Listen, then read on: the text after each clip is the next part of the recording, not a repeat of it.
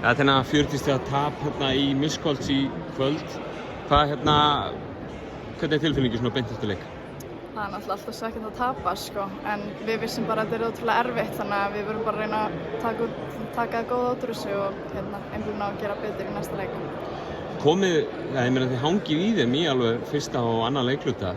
Að taka svona, bara svona jákvæða punkta út úr hversu vel þið komið inn í þennan leik. Já, algjörlega, sko, og við bara, mættum með mjög mikið effort sem að svona aðeins dróst niður í seinni hálfleik, en já, við vorum mjög frekar ánægðir með fyrri hálfleikinn. Ungverska liðið gífurlega fastar fyrir einhvern veginn og svona aðeins stærri en þið. Það vantaði svolítið hæðina eða eitthvað slíkt í íslenska liðið í kvöld. Þið lentu snemma í villuvandræðum hjá stóruleikmönnum ykkar og svona, var ekkert erfitt að vera að berjast við þær undir körfunni? Jú, þetta er erfitt, sko, en maður verður bara að reyna að berjast í daginn út tegnum, sko. Nú ert þú frekar svona ný í íslenska landsliðinu, þú hafa verið með í síðustu verkefnum. Hvernig finnst þér að vera að koma inn í þennan hóp?